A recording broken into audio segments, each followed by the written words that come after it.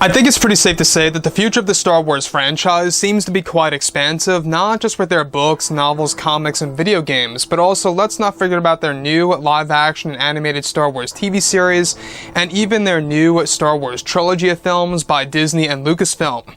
This is Mike Zero. Make sure to subscribe if you are new to the channel for future Star Wars content.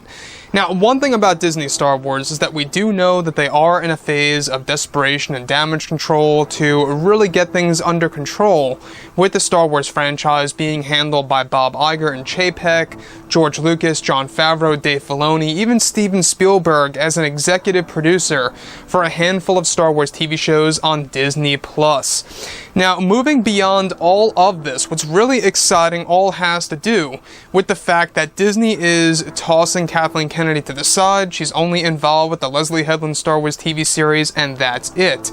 Of course, Disney is also working on a majority of retcons coming our way to the prequels, the originals, and even the sequel trilogy of movies.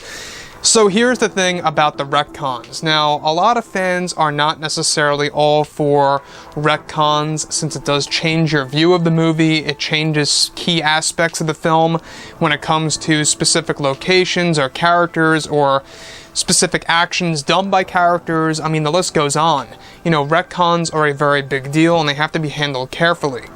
So here we are, it's the middle of 2020, we are getting closer to 2021 next year, which really is going to be a very big year for the new Star Wars lore that will be delivered. Now, on top of all of this, alright, what's really intriguing is that now that both Disney and Lucasfilm are finished with the Skywalker saga, they are focused on their new Star Wars universe as well as their new Star Wars trilogy of movies.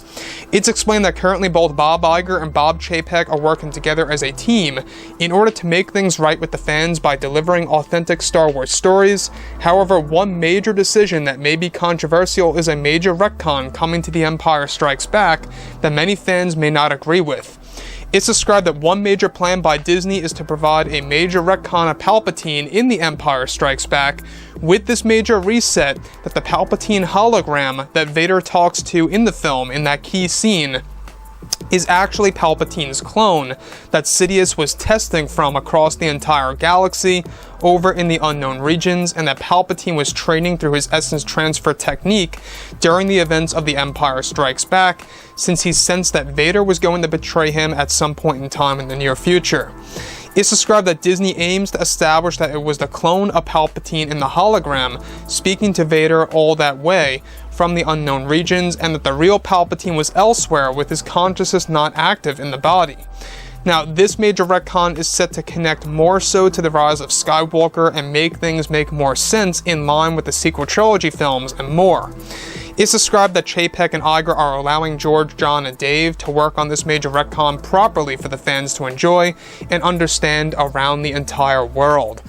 So here's the thing about this major retcon. I don't know about you guys, but I'm really half and half on this. I'm not quite sure how I really feel about the Palpatine hologram at that point in time where Palpatine is speaking to Vader, is that is really a clone of Palpatine talking to Vader in secret, and that at that point in time in The Empire Strikes Back is when Palpatine was truly testing his ability of essence transfer. If you guys are out of touch with what essence transfer is, you are able to transfer your consciousness from one body to the other. However, your consciousness cannot control two bodies at once. You have to let one be in a more stationary phase where it's going to do nothing, and then you go into a clone body or a younger version of yourself, like in the Dark Empire comics. So this major retcon is directly aimed to really kind of make the canon a little bit more in line and make sense with the rise of Skywalker. Now, for that reason and that reason only, I think a lot of fans are going to really voice their opinions on this. I think a lot of people are going to be half and half over this major decision that is being established, and then how it will be unveiled in 2021 in a big way that's going to change our view of The Empire Strikes Back in a drastic way. So Palpatine always has been the biggest villain of all time, right? And even though the other retcon that we talked about is that they're going to plan to actually have Tor Valum as the main villain lurking over Palpatine and Plagueis in the prequel trilogy era and even before that, but they're also aiming to establish cloning more so of Palpatine in the original trilogy. So that's what they want to do. They want to explore that and have a lot of that be redone in specific ways that's going to be done through the canon lore by George, John, and Dave Filoni. I honestly have, a lot of trust in them, the fact that they are going to be involved with this major decision. Hopefully, it's not going to be done too far-fetched in a way, but this sounds pretty fair. The fact that they are testing with Palpatine using that essence transfer technique in The Empire Strikes Back, and that Palpatine's hologram in, episode 5 was really a clone all along. So with that being said, guys, drop a comment below. Let me know what you think about all of this in the comments, and if you guys did enjoy the content for today, do make sure to drop a thumbs up on this video to support the channel. I thank you all so very much for the kind support, and I'll catch you guys next time.